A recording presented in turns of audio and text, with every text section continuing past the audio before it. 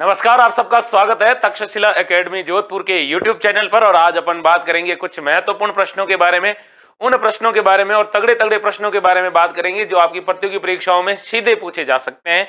और उन प्रश्नों के आसपास भी अपन बात करेंगे जो सवाल आपकी प्रतियोगी परीक्षाओं में अक्सर क्या किए जाते हैं, भाई पूछ लिए जाते हैं, उनके इर्द गिर्द बनते हैं, उनके बारे में भी चर्चा करेंगे। तो एक एक सवाल का पोस्टमार्टम होने वाला है, निश्चित रहिए और हिचक आपको इस क्लास को देखना है, बिना हेजिटेशन के, बिना टेंशन के, क्योंकि सवाल यहीं से बनते हैं।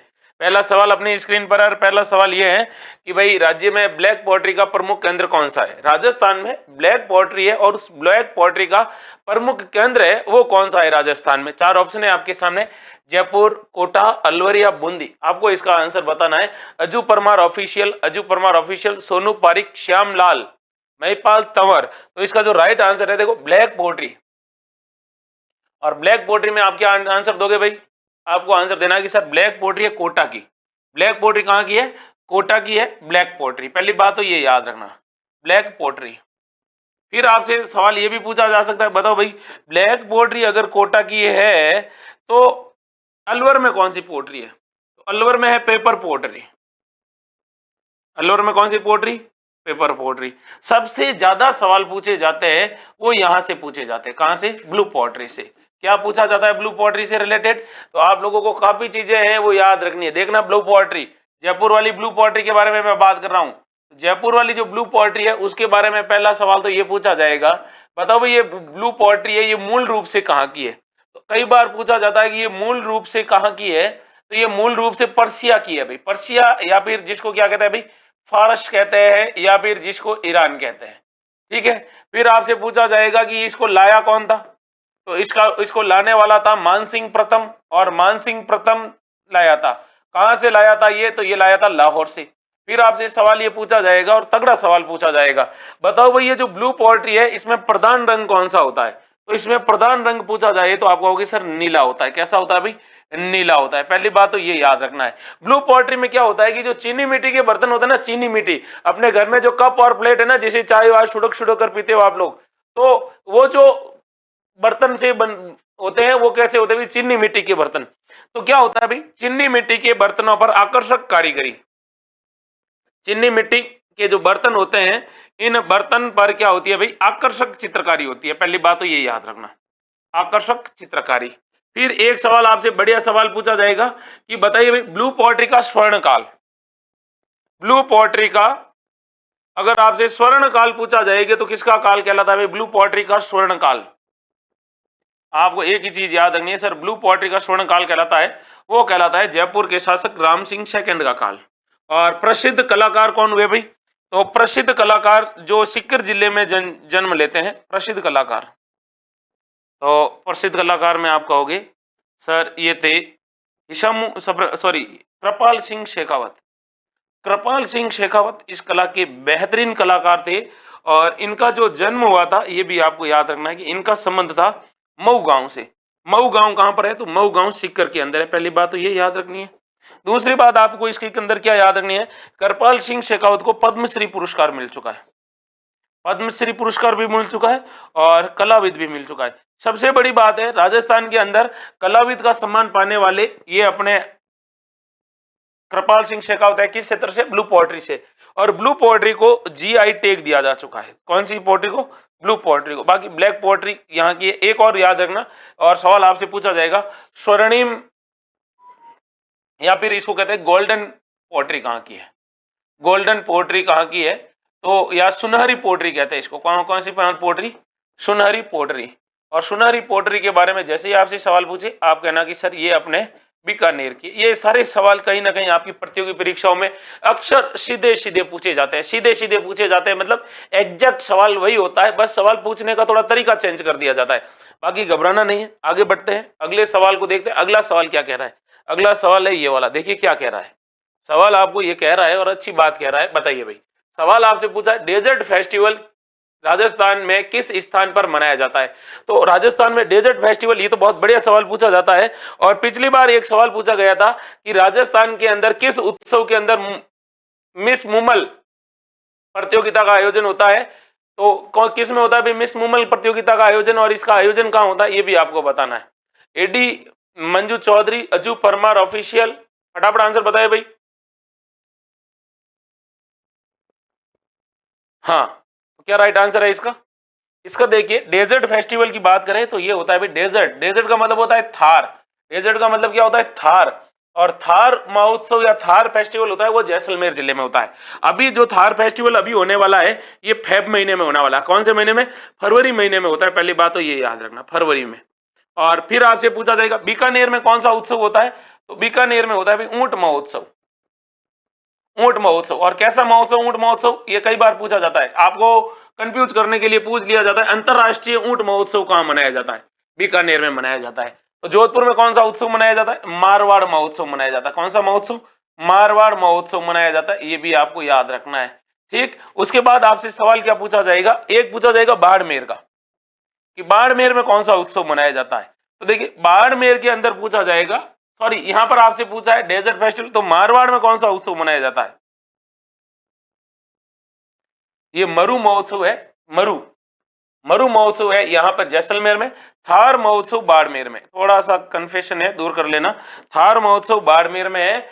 और सबसे बड़ी बात यह है, आपसे पूछा जाएगा ब्रज महोत्सव। ब्रज महोत्सव कहां पर है? महोत्सव कौन सा? ब्रज। तो भरतपुर जिले में आयोजित होता है भाई कौन सा? ब्रज महोत्सव। एक जो सवाल सबसे बढ़िया और सबसे अच्छा सवाल पूछा जाता है, और क्या पूछा जाएगा? मीरा महोत्सव कहां मनाया जाता है? कौन सा उत्सव? मीरा महोत्सव। तो मीरा महोत्सव क्या, जब भी सवाल आपसे पूछा जाएगा तब आप कहोगे सर चित्तौड़गढ़ में होता है। लेकिन सवाल अगर यहां पर यह पूछे कि अगर मीरा महोत्सव चित्तौड़गढ़ में मनाया जाता तो मेवाड़ महोत्सव कहां मनाया जाता है? तो मेवाड़ महोत्सव की जब भी आपसे पूछे तो आप कहोगे सर उदयपुर में मनाया जाता है। कहां पर मनाया जाता है? उदयपुर में मनाया जाता है। फिर देखिए, सवाल थोड़ा घूम रहा है, और सवाल आपसे क्या पूछा जाएगा? तगड़ा वाला सवाल पूछा जाएगा। बताइए भाई, शरद महोत्सव। अगर शरद भी पूछ ले और ग्रीष्म, दोनों महोत्सव की बात करें, महोत्सव,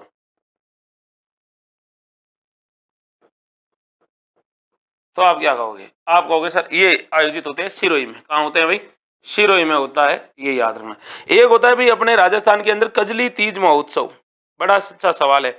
कजली तीज महोत्सव अगर आपसे पूछे तो आप कहना कि सर कजली तीज महोत्सव बूंदी में होता है। लेकिन सवाल आपसे पूछा जाएगा छोटी तीज महोत्सव कहां होता है?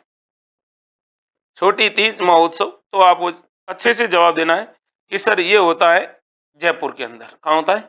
जयपुर में। ये सारे सवाल आपके कहीं ना कहीं प्रतियोगी परीक्षाओं में बनने वाले हैं, और इनके इर्द इर्द गिर्द अच्छे अच्छे और तगड़े तगड़े सवाल बनेंगे, है ना। तो अगला सवाल है ये वाला, क्या पूछ रहा है उसके बारे में सवाल है ये वाला। राजस्थान में पर्यटन को उद्योग का दर्जा कब दिया गया? तो राजस्थान में जो पर्यटन विभाग है, और पर्यटन विभाग को उद्योग का दर्जा कब दिया गया था, ये आपको याद रखना है। एक सवाल जो पर्यटन विभाग के बारे में सबसे तगड़ा सवाल पूछा जाता है, क्या पूछा जाता है कि इसको क्या कहा जाता है? इस उद्योग को क्या कहा जाता है? इसको कहा जाता है भाई धूम्र, या फिर इसको कहा जाता है ये वाली बात, धूम्र निषेध उद्योग। मतलब क्या नहीं करता, ये कहते हैं कि पॉल्यूशन रहित उद्योग है ये, इसमें किसी प्रकार का कोई पॉल्यूशन वगैरह नहीं होता है। तो याद रखना है आपको कि 1982 में, 1978 में, या फिर 1987 में, 1989 में एक समिति होती है जिसका नाम होता है मोहम्मद यूनुस समिति। याद रखना कि मोहम्मद यूनुस समिति का संबंध किससे है? तो मोहम्मद यूनुस समिति का जो संबंध है वो आपको याद रखना है कि पर्यटन को उद्योग का दर्जा दिया था। इस समिति की अनुशंसा पर पर्यटन को किसका दिया गया था? उद्योग का दर्जा दिया गया था। उद्योग का दर्जा कब दिया गया? ये अगर आपसे सवाल पूछे तो आप क्या जवाब दोगे भाई? अच्छा सवाल पूछा गया, गजब का सवाल पूछा गया। इसका आपको आंसर भी देना है कि पर्यटन को उद्योग का जो दर्जा दिया जाता है वो कब दिया जाता है। तो आपको ये मालूम होना चाहिए अच्छे से कि पर्यटन को उद्योग का दर्जा कब दिया जाता है। मोहम्मद यूनुस समिति का संबंध था, और मोहम्मद यूनुस समिति के अनुशंसा पर ही हमने इसको क्या दिया था? उद्योग का दर्जा दिया था। तो ये दिया था भाई अपने को कब? 4 मार्च को दिया था। 4 मार्च को दिया था, 4 मार्च 1989 को। 4 मार्च 1989 को हमने पर्यटन को दिया था उद्योग का दर्जा। जिन्होंने 82 या 78 किया उन लोगों का गलत है। 4 मार्च 1989 को इन्होंने जब अपनी रिपोर्ट सौंपी तो सरकार ने कहा यार ये तो ठीक है, पर्यटन से तो पैसे कमाए जा सकते हैं, तो इन्होंने उद्योग का क्या दिया था, दर्जा दिया था। फिर आपसे देखिए सवाल तगड़ा पूछा जाएगा, और क्या पूछा जाएगा बताइए भाई, राजस्थान का पर्यटन लोगो क्या है? पर्यटन लोगो, राजस्थान का अगर पर्यटन लोगो आपसे पूछा जाएगा तब आप क्या कहोगे? तब आप कहोगे सर ये है अपने पधारो मारे देश, पधारो मारे देश। ये क्या है भाई? राजस्थान का जो पर्यटन लोगो है। फिर आपसे अच्छा सवाल ये पूछा जाएगा कि बताओ भाई राजस्थान के अंदर सर्वाधिक पर्यटक किस जिले में आते हैं? सर्वाधिक पर्यटक किस जिले में आते हैं? तो सर्वाधिक पर्यटक आते हैं भाई जयपुर जिले में। सर्वाधिक पर्यटक किस जिले में आते हैं भाई? जयपुर जिले में आते हैं। और कैसे पर्यटक आते हैं? सर्वाधिक विदेशी पर्यटक। लेकिन सवाल आपसे पूछा जाएगा कि सर्वाधिक देशी पर्यटक कहाँ आ रहे हैं? सर्वाधिक कैसे पर्यटक? देशी पर्यटक अपने राजस्थान के किस जिले में आ रहे हैं? जिसे भारत का मक्का कहा जाता है वो है भाई अजमेर। तो अजमेर में सबसे ज्यादा देशी पर्यटक आते हैं। इसके अलावा बढ़िया सवाल आपसे पूछा जाएगा, राजस्थान में पर्यटन परिपथ कितने हैं? पर्यटन परिपथ, या फिर आपसे सवाल पूछ लेगा पर्यटन सर्किट कितने हैं, तो आपको याद रखना भाई राजस्थान में 10 पर्यटन सर्किट या 10 पर्यटन परिपथ है, ये भी याद रखना है ना। फिर देखिए एक सवाल और पूछा जाएगा, और एक तगड़ा सवाल पूछा जाएगा। देखिए सवाल ये पूछा जाएगा कि विदेशी पर्यटकों की दृष्टि से, विदेशी पर्यटकों की दृष्टि से राजस्थान का देश में कौन सा स्थान है? तो विदेशी पर्यटकों की दृष्टि से राजस्थान का देश में 5वां स्थान है। कौन सा भाई? 5वां स्थान है। यानी देश में 5वां स्थान है, 5वां राज्य वो है जहां पर सबसे ज्यादा विदेशी पर्यटक घूमने के लिए आते हैं। आगे बात करते हैं और अगले सवाल को देखते हैं। सवाल बेहतरीन है और तगड़ा वाला सवाल मिलेगा, लेकिन उससे पहले आपको क्या करना होगा, इस वीडियो को एक बार लाइक कर दीजिए, और अगर आप इस चैनल पर नए हैं और पहली बार है तो चैनल को सब्सक्राइब कर दीजिए, क्योंकि आज की जो क्लास होगी आपकी बंटाधार क्लास होगी और तगड़ी वाली सवाल होगा। अब देखिए अपने राजस्थान के अंदर एक मेला लगता है पुष्कर मेला, और पुष्कर मेला कब लगता है ये आपसे सवाल पूछा गया है। अच्छा सवाल पूछा गया है, और ये सवाल कई बार पूछ लिया जाता है, नवंबर में, दिसंबर में, अक्टूबर में और जनवरी में। अच्छा सवाल पूछा है और आपको बताना है कि राजस्थान में एक मेला लगता है पुष्कर मेला, और पुष्कर मेला कब लगता है? फटाफट आंसर बताओ भाई। ADRJ 37, विकास राजपूत भरतपुर इन, रमेश मेघवंशी, अजू परमार ऑफिशियल, दुर्गा चारण। फटाफट आंसर बताइएगा भाई, अपने राजस्थान के अंदर पुष्कर मेले का आयोजन कब होता है? पुष्कर मेला। और वैसे अगर मैं आपको हिंट दूं तो आपको पता होना चाहिए पुष्कर का जो मेला लगता है ये लगता है कार्तिक पूर्णिमा को। कार्तिक पूर्णिमा को यहाँ पर क्या लगता है भाई? मेला लगता है। इसे राजस्थान का रंगीला मेला कहा जाता है। राजस्थान का कैसा मेला कहा जाता है? रंगीला मेला कहते हैं। या फिर अगर पूछे इसे राजस्थान का रंग बिरंगा मेला कहा जाता है। रंग बिरंगा मेला इसलिए क्योंकि यहाँ पर रंग बिरंगा मेला। और यह भी सवाल अभी सीईटी में या वनरक्षक में पूछा गया था कि सर्वाधिक विदेशी पर्यटक किस मेले में आते हैं? तो सर्वाधिक विदेशी पर्यटक इसी मेले में आते हैं, ये भी आपको याद रखना है। तो यह आपको राइट आंसर क्या बताना है? देखिए अक्टूबर नहीं में होता है, ये नवंबर महीने में होता है। किस महीने होता है? नवंबर। आप लोगों को पता होगा कि अक्टूबर और नवंबर के मध्य में अपना एक महीना आता है हिंदू नववर्ष, जो हिंदू कैलेंडर का या विक्रमी कैलेंडर का, जिसका नाम है कार्तिक। और कार्तिक महीने की जो लास्ट तारीख है वो है पूर्णिमा, और पूर्णिमा हमेशा कार्तिक पूर्णिमा नवंबर के आसपास होती है। अब यहाँ पर क्या होता है भाई? दीपदान होता है। कैसा दान होता है भाई? दीपदान होता है। कहते हैं कि यहाँ पर टोटल 52 घाट है, और 52 घाटों पर क्या होता है? स्नान होता है। क्या होता है भाई? 52 घाट है। और आपको याद रखना है पुष्कर के बारे में कि पुष्कर के अंदर मंदिर कौन कौन से। एक बार ये सवाल ये पूछा दे दिया, जैसे 4 ऑप्शन दे दिए और 4 ऑप्शन, और सवाल ये पूछ दिया निम्नलिखित में से कौन सा मंदिर पुष्कर में नहीं है, तो आपको ये याद रखे कि भाई देखो कि मंदिर यहां पर एक तो है वराह मंदिर। कौन सा मंदिर? वराह मंदिर है। इसके अलावा यहां पर रंगनाथ जी का मंदिर है, रंगनाथ जी का मंदिर। और रंगनाथ जी के मंदिर की क्या विशेषता है? ये द्रविड़ शैली में बना है। सवाल ये भी पूछा गया है, कौन सी शैली में बना हुआ है? द्रविड़ शैली में बना है। फिर आपसे पूछा जाएगा किसका मंदिर है भाई? तो यहाँ पर ब्रह्मा मंदिर है, और विश्व का सबसे प्राचीन और पहला मंदिर है ब्रह्मा मंदिर, वो यहीं पर बना हुआ है, जिसका निर्माण गोकुल चंद पारिक ने करवाया था। यहाँ पर सावित्री माता का मंदिर है, और इसके अलावा यहाँ पर और किसका मंदिर है भाई? गायत्री माता का भी क्या बना हुआ है भाई? गायत्री माता का भी मंदिर बना हुआ है। गायत्री माता का मंदिर बना हुआ है। सबसे बड़ी बात यह है कि यहाँ पर जहांगीर के महल बने हुए हैं। किसके महल बने हुए हैं? जहांगीर के महल भी बने हुए हैं। ये भी आपको क्या रखना है? ये याद रखना है भाई। आगे बात करते हैं और अगले सवाल के बारे में पढ़ते हैं। अगला सवाल क्या कह रहा है उसको ध्यान से देखिएगा। सवाल अच्छा है और तगड़ा सवाल है। ये सवाल देखो, 2011 की जनगणना के अनुसार राजस्थान का लिंग अनुपात कितना है? 2011 के अंदर जो जनगणना हुई थी उस जनगणना में राजस्थान का आपसे पूछा है लिंग अनुपात, सेक्स रेशियो पूछा है कि महिलाओं और पुरुषों के बीच में जो अनुपात है वो कितना होता है। पहली बात तो आप लोगों को पता होगा, आप लोग जब 5वीं या 6वीं में थे तो आपकी सामाजिक विज्ञान के अंदर एक सवाल पूछा जाता सीधा कि लिंग अनुपात किसे कहते हैं। तो उसमें आप लिखते थे कि प्रति वर्ग किलो लिंग अनुपात किसे कहते, तो आप क्या कहते? आप कहते कि 1000 पुरुषों पर महिलाओं की संख्या को लिंग अनुपात कहते हैं। फिर आपसे होता था कि जनघनत्व किसे कहते, तो आप लिखते कि प्रति 1 वर्ग किलोमीटर में रहने वाले लोगों की संख्या को क्या कहा जाता है भाई? जनसंख्या घनत्व कहा जाता है। पढ़ा है कि नहीं पढ़ा, ऐसे सवाल पूछे जाते हैं। तो आपसे क्या सवाल पूछा है? आपसे सवाल ये पूछा है राजस्थान का लिंग अनुपात पूछा है। क्या पूछा है? लिंग अनुपात अकॉर्डिंग टू 2011 की जनगणना के अनुसार। तो लिंगानुपात का जब बात हुई है और लिंगानुपात का जो सवाल पूछा है तो इसके बारे में आपको ध्यान भी रखना है। अच्छा सवाल बनता है यहाँ पर। तो देखिए राजस्थान का जो लिंगानुपात है ना वो आपको याद रखना है। कितना है भाई राजस्थान का लिंगानुपात? गजब का सवाल पूछा है। फिर मैं आपको बताऊं राजस्थान का लिंगानुपात कितना है। तो देखिए राजस्थान का लिंग अनुपात है वो है 928। कितना है भाई? 928 राजस्थान का क्या है भाई? लिंग अनुपात। इसका मतलब ये हुआ कि राजस्थान का लिंग अनुपात 928 है। मतलब आपको 1000 में से अगर 928 घटाए तो आपके पास कितना बचेगा भाई? आपके पास बचेगा कितना भाई? 72। इसका मतलब हमारे यहाँ पर आज भी 72 लड़के हैं, वो कैसे है भाई?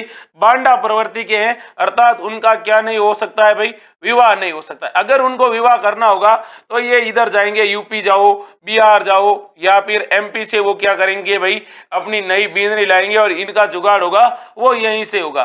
तो ये याद रखना है कि राजस्थान के अंदर जो लिंग अनुपात में 72 लड़के वो हैं जिनकी अभी तक क्या नहीं हो सकती है? ना तो शादी हो सकती है, ना कोई इधर उधर का जुगाड़ बैठ सकता है। तो ये भी याद रखना है कि राजस्थान का जो लिंग अनुपात है 928। लेकिन सबसे बढ़िया सवाल ये पूछा गया था और तगड़ा सवाल ये पूछा गया था कि 2001 की जनगणना के 2001 की जनगणना के अनुसार 2011 की जनगणना में जो लिंगानुपात में वृद्धि कितनी दर्ज की गई। तो देखिए राजस्थान के अंदर 2001 की जनगणना थी, उस 2001 की जनगणना में राजस्थान का लिंगानुपात था 921। और अब देखिए 10 सालों में कितने लोगों का भला हुआ? 7 लोगों का भला हुआ। ये भी आपको याद रखना है। अब देखिए लिंगानुपात के बारे में आपसे सवाल क्या क्या पूछे जाएंगे और तगड़े सवाल पूछा जाएगा। सवाल ये पूछा जाएगा भाई लिंगानुपात की दृष्टि से राजस्थान का देश में स्थान, लिंगानुपात की दृष्टि से राजस्थान का देश में स्थान, राजस्थान का देश में स्थान कौन सा है? तब आप कहोगे सर बहुत ज्यादा हालत खराब है और हमारा जो स्थान है वो है 22वां। कौन सा स्थान है भाई? 22वां है लिंगानुपात की दृष्टि से। फिर आपसे सवाल ये पूछा जाएगा और तगड़ा सवाल पूछा जाएगा, बताओ भाई सर्वाधिक लिंगानुपात वाला जिला। तो सर्वाधिक लिंगानुपात है वो हमारे राजस्थान के किस जिले का है? अगर ये आपसे सवाल पूछे तब आपको याद रखना है कि सर राजस्थान में सर्वाधिक लिंगानुपात है वो है डूंगरपुर का। और डूंगरपुर का जो लिंगानुपात अगर परीक्षा में पूछ ले कितना है तो 994। कितना भी बढ़ा लो, 6 लोग हैं वो भी डूंगरपुर में डूबा डूबा कर रहे हैं। अब देखिए उसके बाद आपसे पूछा जाएगा कि राजस्थान में न्यूनतम लिंगानुपात वाला जिला कौन सा है? न्यूनतम मतलब सबसे कम, न्यूनतम लिंगानुपात वाला जिला कौन सा है? तो अपने राजस्थान में सबसे कम लिंगानुपात है और सबसे ज्यादा हालत खराब है वो किस जिले की? अगर ये सवाल पूछे तो धौलपुर।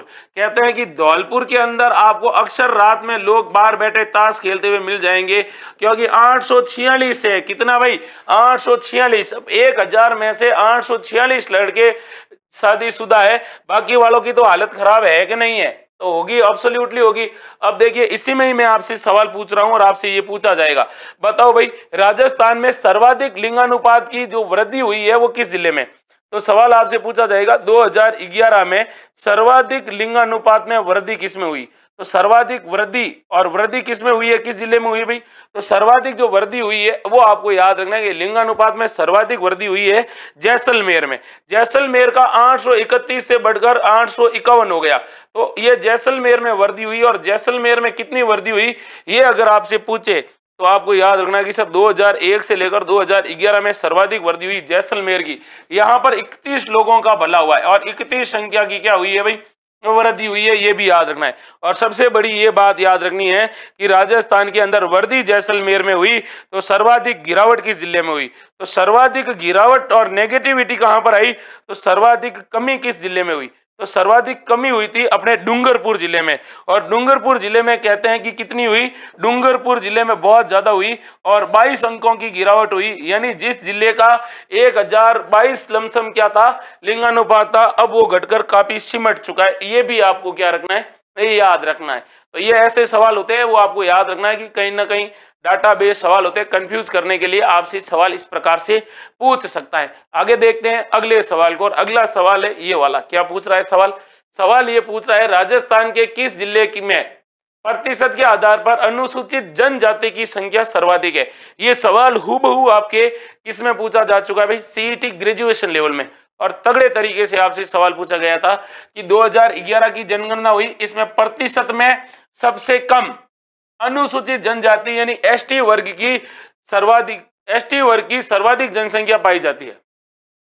राजस्थान के किस जिले में प्रतिशत के आधार पर अनुसूचित जनजाति की सर्वाधिक जनसंख्या पाई जाती है परसेंटेज के अनुसार। तो आपको बताना है उदयपुर, बांसवाड़ा, बीकानेर या श्रीगंगानगर। अच्छा सवाल पूछा है, तगड़ा वाला सवाल पूछा है। ऐसे सवाल अक्सर क्या कर लिए जाते हैं भाई, अपनी प्रतियोगी परीक्षाओं में पूछ लिए जाते हैं। तो बताइए इसका राइट आंसर क्या होगा। अच्छा सवाल पूछा है, देखिएगा। तो एसटी जनसंख्या, एसटी जनसंख्या में सर्वाधिक एसटी जनसंख्या राजस्थान के किस जिले में है, ये आपसे सवाल पूछा है। शेड्यूल्ड ट्राइब्स के बारे में पूछिए।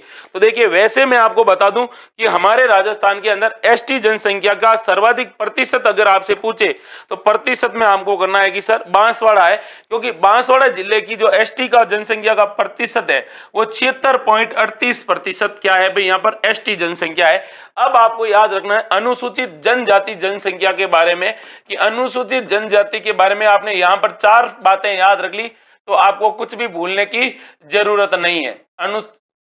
ये संख्या देखिए, अनुसूचित जनजाति जनसंख्या के बारे में आपसे पूछे तो राजस्थान की कुल जनसंख्या में जो अनुसूचित जनजाति का जो प्रतिशत है वो कितना भाई, 13.5% राजस्थान में एसटी जनसंख्या है। कितनी है, एसटी जनसंख्या 5% है, 13.5%। अब आपसे सवाल ये पूछा जाएगा, बताओ भाई हमारे राजस्थान में सर्वाधिक एसटी किस जिले में। तो सर्वाधिक एसटी जनसंख्या है, एसटी जनसंख्या वो किस जिले में। तो सर्वाधिक तो उदयपुर में, लेकिन प्रतिशत में अगर आपसे पूछे तो प्रतिशत में आपसे जैसे पूछे तो आप कहोगे सर बांसवाड़ा में। तो सर्वाधिक एसटी जनसंख्या तो यहां पर है। तो आपसे यह भी पूछा जा सकता है न्यूनतम एसटी जनसंख्या किस जिले में भी। तो एसटी जनसंख्या न्यूनतम आपसे जैसे पूछे तब आपको कहना कि सर बीकानेर जिले में। अब आपसे पूछा जाएगा कि न्यूनतम प्रतिशत की दृष्टि से न्यूनतम एसटी जनसंख्या का प्रतिशत, एसटी जनसंख्या प्रतिशत किस जिले का है, तब आप क्या कहोगे।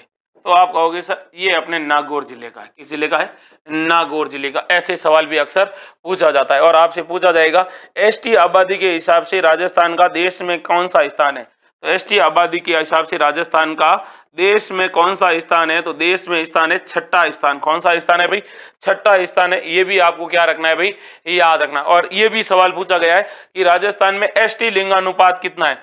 तो राजस्थान में शेड्यूल्ड ट्राइब्स का जो लिंगानुपात अगर आपसे पूछ ले तो आपको सीधा जवाब देना है भाई 948 है। कितना है, 948। याद रखने सवाल ऐसे अक्सर क्या कर लिए जाते हैं भाई, पूछ लिए जाते हैं, और सवाल के आसपास ही आपसे क्या मिलेंगे, अच्छे अच्छे सवाल मिलेंगे। तो आगे बढ़ते हैं और अगले सवाल के बारे में बात करते हैं।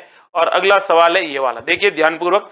सवाल आपके सामने ये है कि कंजर जनजाति कि महिलाओं द्वारा कमर पर पहने जाने वाला वस्त्र क्या कहलाता है। तो अपने राजस्थान के अंदर एक जनजाति है कंजर जनजाति, और कंजर जनजाति की जो महिलाएं होती है वो क्या पहनती है भाई, अपने कमर पर वस्त्र बांधती है, उसको क्या कहते हैं, गगरी, खुशनी, ठूसनी या फिर पायती। अच्छे से आपको इसका क्या देना है भाई, जवाब देना है, अच्छा और तगड़ा वाला सवाल का जवाब देना है। बताइएगा भाई।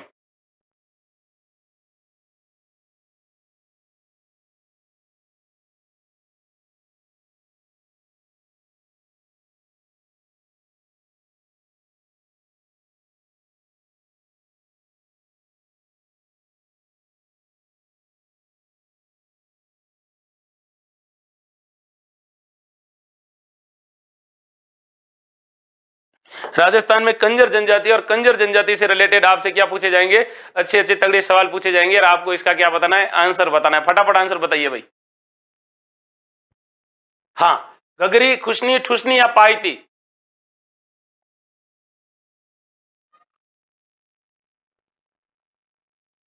बताइएगा भाई। किसका कॉल आया, मुझे पता था कोई ना कोई तो आएगा। किसका कॉल आया? राइट आंसर बताओ भाई। कंजर जनजाति के बारे में आपको बताना है, अच्छा सवाल है और तगड़ा सवाल है। राजस्थान की जनजातियों से रिलेटेड अक्सर क्या पूछे जाते हैं भाई, सवाल पूछे जाते हैं। और कंजर जनजाति की महिलाओं के बारे में आपसे सवाल पूछा है। अब ये आपको बताना है, इतना अच्छा और इतना तगड़ा वाला सवाल पूछा है कि इसका सवाल और इसका आंसर तो हर कोई दे सकता है। किस जनजाति के बारे में, कंजर जनजाति के बारे में याद रखना है। तो क्या पहनती है भाई, आपको बताना होगा। क्या पहनती है भाई? हाँ, कॉल अर्जेंट था, जवाब देना पड़ता है कि हाँ भाई हम क्लास में है, क्लास ले रहे हैं। सबूत के तौर पर आप हमें देखिए, यूट्यूब पे हम आपसे बात कर रहे हैं। तो इसका राइट आंसर क्या है वो आपको बताना है। क्या पहनती है भाई? खुशनी पहनती है। खुशनी क्या पहनती है?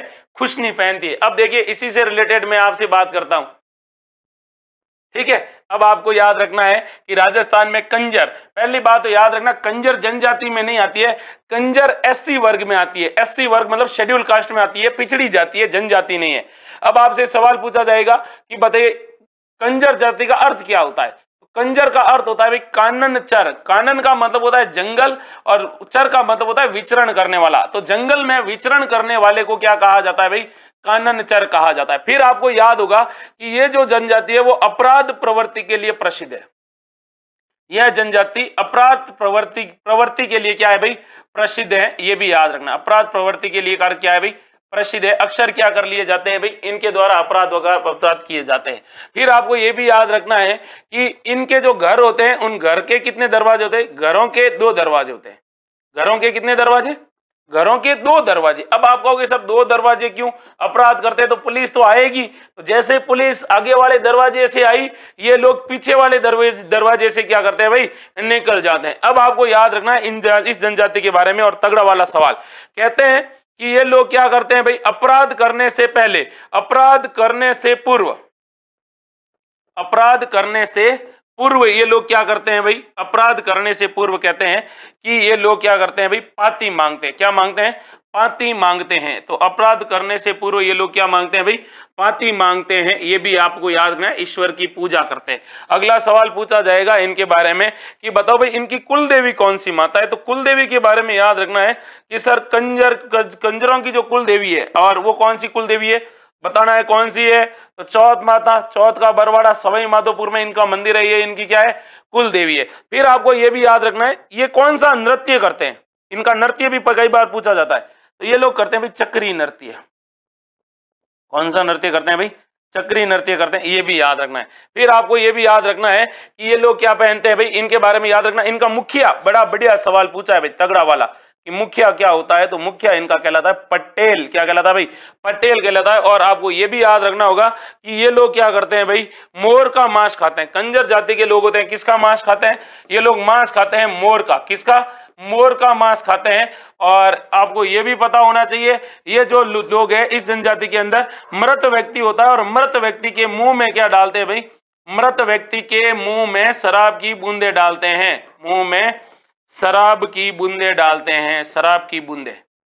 ये भी याद रखना है। पूछा जाता है राजस्थान की वह जनजाति जिसमें मृतक के मुंह में शराब की बूंदे डालते हैं। ये भी आपको याद रखना है। आगे बात करते हैं। अगला सवाल ये है, और तगड़ा वाला सवाल है और अच्छा वाला सवाल है, आपको ध्यानपूर्वक सुनना होगा।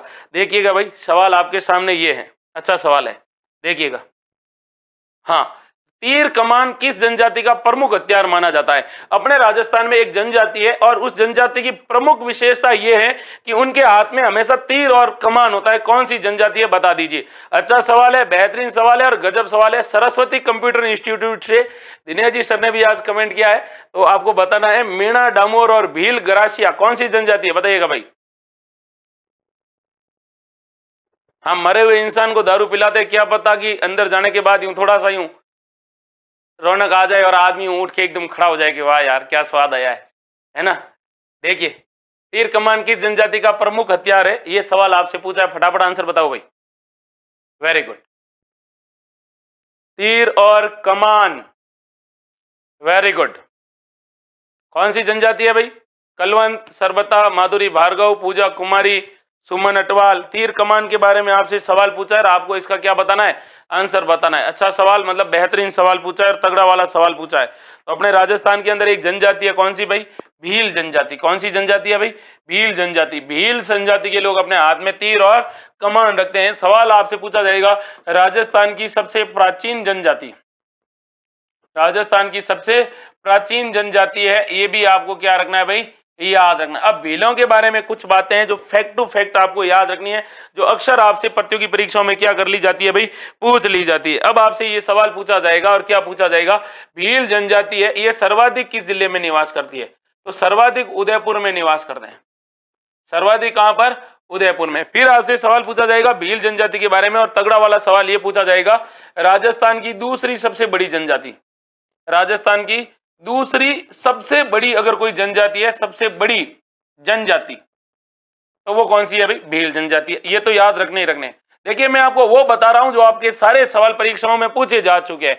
फिर आपको याद रखना है कि राजस्थान के अंदर एक व्यक्ति है जिनका नाम है कर्नल जेम्स टॉड, और ये सवाल आपके वन रक्षक में पूछा गया था कि कर्नल जेम्स टॉड ने भीलों को क्या कहा था, तो वो इनको कहता है वन पुत्र। किसका पुत्र कहता है भाई? वन पुत्र कहता है। अगला सवाल आपके याद रखना है कि इनका जो घर होता है, घरों को ये लोग कहते हैं कू। क्या कहते हैं भाई? कू कहते हैं। इसके अलावा ये भी याद रखना है कि ये जो भील जनजाति है और भील जनजाति के लोग हैं वो केसरिया नाथ जी की चड्डी केसर पीकर क्या नहीं बोलते हैं भाई?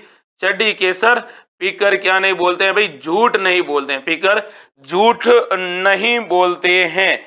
ये भी आपको क्या रखना है भाई, याद रखना है कि इनकी चड्डी केसर पीकर ये लोग क्या नहीं बोलते हैं, झूठ नहीं बोलते हैं। अगला सवाल भी तगड़ा वाला सवाल पूछा जाएगा और गजब का सवाल पूछा जाएगा। बताओ भाई, भील जनजाति का जो मुखिया होता है उस मुखिया को क्या कहते हैं?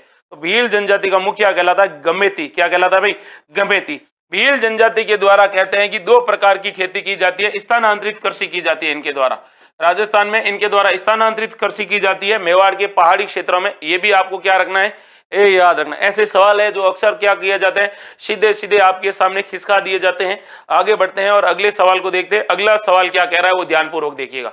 सवाल आपके सामने ये है और आपको पूछ रहा है, रायका जाति के आराध्य देवता कौन से माने जाते हैं? तो अपने राजस्थान में एक जाति है जिसका नाम है रायका। रायका जाति के बारे में कुछ फैक्ट है वो आपको याद बता दूं मैं आपको। रायका को क्या कहते हैं भाई? देवासी भी कहते हैं और इनको रेबारी भी कहते हैं। क्या कहते हैं भाई? रेबारी भी कहते हैं। याद रखना है, पश्चिमी राजस्थान के अंदर ये रहने वाली जाति है और ये कैसी जाति है भाई? पशुपालक जाति है। कैसी? पशुपालक जाति है। ये भी आपको याद रखना है। और एक सवाल जो आपसे पूछा जाता है कि जो इस जनजाति की सबसे बड़ी विशेषता है कि ये जो, सॉरी जनजाति नहीं है, गलती होगी, इनके बारे में कहा जाए कि जो ये जाति है रेबारी, रेबारी जाति आज भी अपनी जो संस्कृति है, जो प्राचीन संस्कृति है और अपना जो कल्चर है आज भी वो लेकर बैठे हैं। तो याद रखना, अगर आज की डेट में जिस जाति के द्वारा सबसे ज्यादा अपने कल्चर पर सबसे ज्यादा ध्यान दिया जा रहा है और उसके ऊपर सबसे ज्यादा वो स्पेशली ध्यान देते हैं, उसको बचाने का कार्य करते हैं और उसको एकदम विरासत के तौर पर इन्होंने रखा है, तो वो है अपनी ये। और ये पुरुष होते हैं, वो कैसे रंग की भाई पहनते हैं, और ये सवाल पूछा भी गया है, पुरुष कैसे रंग की पगड़ी बांधते हैं? तो गहरे लाल रंग की क्या बांधते हैं भाई? पगड़ी बांधते हैं। और ये सवाल राजस्थान पुलिस कांस्टेबल में पहले पूछा जा चुका है, ये भी याद रखना है। कहते हैं ये अपना पाबू जी को अपना क्या मानते हैं भाई? आराध्य मानते हैं। पाबू जी को क्या मानते हैं भाई? आराध्य। स्पेशली राजस्थान में अगर ऊंट पालक जाति के बारे में किसी की बात होती है तब वहां पर रायका या फिर रेबारी जाति की बात होती है, ये भी आपको याद रखना है। कहते हैं कि पाबू जी के ये अनुयायी होते हैं, और पाबू जी के ये अनुयायी होते हैं, जब बारात होगी, जो दूल्हा होगा, दूल्हा हमेशा तोरण मारेगा। दूल्हा क्या मारेगा? तोरण पर जाएगा ना, दूल्हा मतलब बींद तोरण पर जाता है, किस पर बैठकर? अरे ऊंट पर बैठकर जाता है। किस पर बैठकर जाता है? ऊंट पर बैठकर जाता है। अब आपको याद रखना है कि देखिए भाई, अपने राजस्थान में गोगा जी के 3 मंदिर है। गोगा जी के कितने मंदिर? 3 मंदिर है। एक है कहां पर? नौहर हनुमानगढ़ में। एक कहां पर है? नौहर के अंदर है। एक है ददरेवा के अंदर, और एक कहां पर है? सांचौर के अंदर। अब आपको यह भी याद रखना, मामा देव जी को वर्षा का देवता कहा जाता है, और मामा देव जी का क्या नहीं होता है भाई? मंदिर नहीं होता है। इनका क्या नहीं होता है भाई? मामा देव जी का मंदिर नहीं होता है। इनको खुश करने के लिए भैंसे की क्या चढ़ाई जाती है भाई? भैंसे की बलि चढ़ाई जाती है। इनको क्या कहा जाता है भाई? तेजा जी का मेला अगर आपसे पूछे, 2 प्रकार के मेले, अगर इनका खुद का मेला है तो खड़नाल के अंदर लगता है भाई, खड़नाल में, और खड़नाल नागौर में है। और अगर इनके पशु मेले के बारे में बात करें तो आपको याद रखना है पर्वतसर में आयोजित होता है। और फिर आपसे पूछा जाएगा पाबू जी का मेला, तो कोलूमंड गांव में आयोजित होता है। कोलूमंड कहां पर है? कोलूमंड गांव फलोदी के अंदर है। और फलोदी अभी जिला बनाने की घोषणा हुई नहीं है, लेकिन हो सकती है कि फलोदी का जिला बनाए। लेकिन वर्तमान में अभी तक यह जोधपुर जिले की एक तहसील है, जो जोधपुर और जैसलमेर के बीच में स्थित है ना। आगे बात करते हैं और अगले सवाल के बारे में बात करते हैं। अगला सवाल क्या कह रहा है उसको ध्यानपूर्वक देखिएगा भाई। अगला सवाल है ये वाला, और क्या पूछा जाता है? तगड़ा वाला सवाल पूछा जाता है। राष्ट्रीय राजमार्गों का सबसे कम लंबाई वाला जिला कौन सा है? तो अपने राजस्थान में नेशनल हाईवे एनएच की सबसे कम लंबाई है वो किस जिले की है? मतलब सबसे कम लंबाई है नेशनल हाईवे की राजस्थान में, राष्ट्रीय राजमार्गों की, वो आपको बतानी है किस जिले में। फटाफट आंसर बता दीजिए भाई।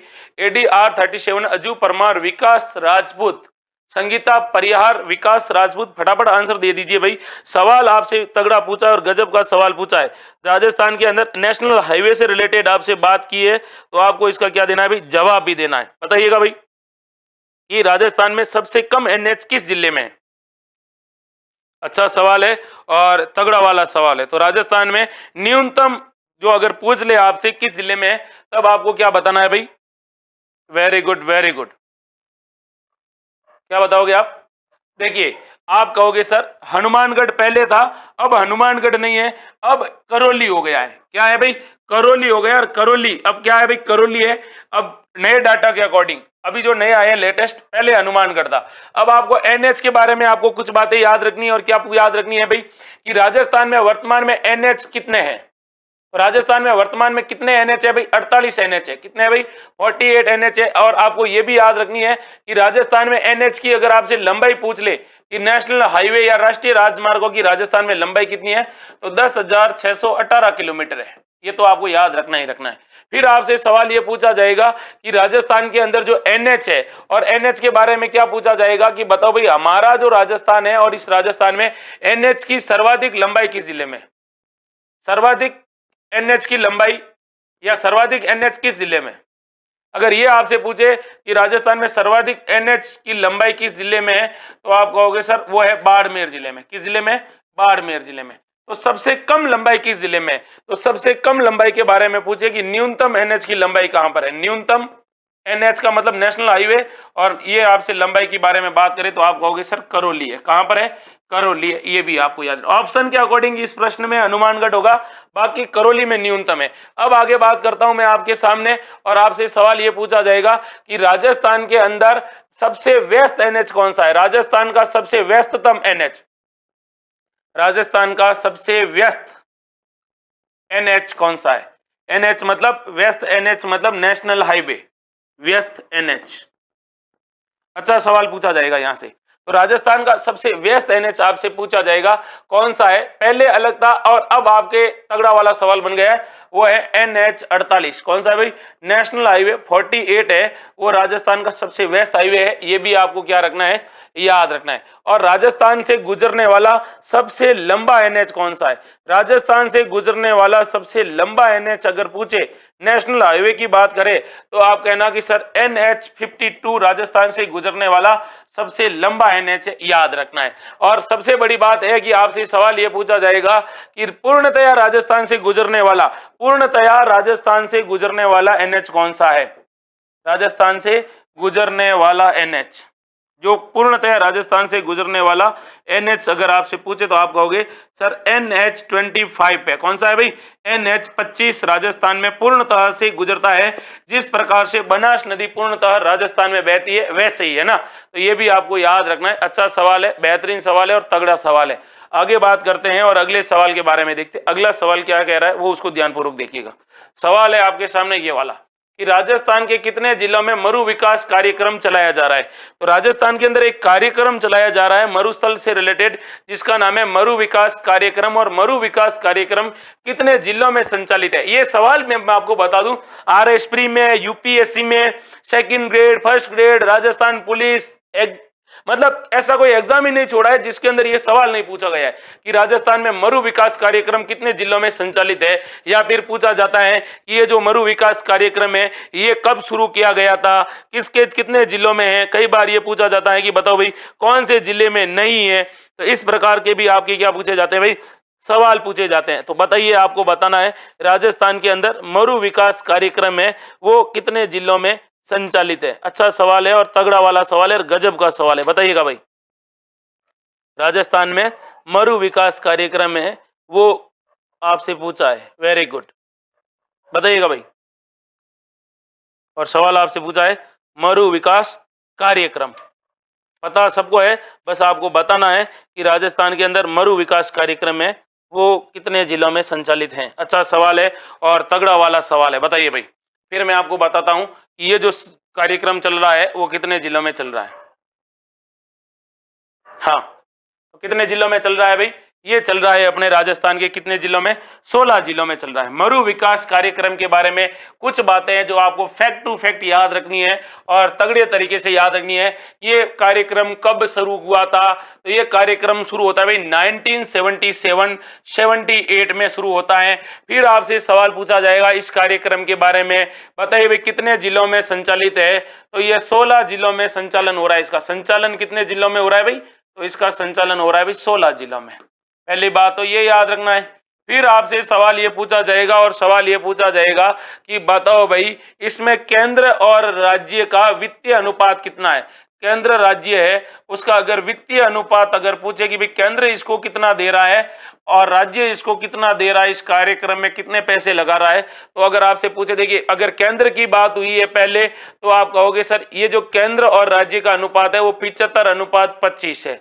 फिर आपको याद रखना है कि इसका उद्देश्य क्या है।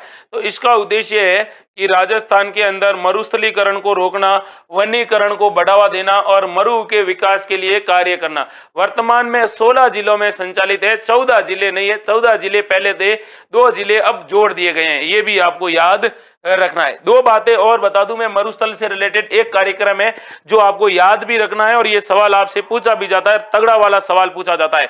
देखिए आपसे ये सवाल पूछा जाएगा, बताओ भाई सूखा संभावित कार्यक्रम। ये सवाल सूखा संभावित कार्यक्रम राजस्थान में आपसे पूछा जाएगा कि सूखा संभावित क्षेत्र कार्यक्रम, जिसको क्या नाम दिया जाता है इंग्लिश के अंदर 3 शब्दों में 4 शब्दों में कहा जाता है DPAP। ये DPAP है, ये कब शुरू हुआ? तो 1974-75 के अंदर ये कार्यक्रम शुरू हुआ था। फिर आपसे सवाल पूछा जाएगा इसमें केंद्र और राज्य का वित्तीय अनुपात क्या है। तो केंद्र और राज्य का अनुपात 50:50 है, दोनों बराबर पैसे लगा रहे हैं। और आपको ये भी याद रखना है इसके बारे में कि इसका मतलब उद्देश्य क्या है। तो इसका उद्देश्य है कि सूखाग्रस्त क्षेत्रों के अंतर्गत क्या करना भाई, सूखाग्रस्त क्षेत्रों का विकास करना, ये इसका क्या है भाई उद्देश्य है। और आपसे कई बार पूछा जाता है DPAP कार्यक्रम, ये भी आपको क्या रखना है भाई, याद रखना है। अच्छा सवाल है और तगड़े तगड़े सवाल आपसे पूछे जाते हैं, क्योंकि वो अकाल वकाल शेर तीजो कुरियो आंटो काल, ये तो सवाल पहले बन चुके हैं। तो क्या पता कि इस बार सवाल यहां से आपके फेंक दे, ये भी याद रखना है ना। तो आगे बढ़ते हैं, फिर अगला सवाल देखते हैं।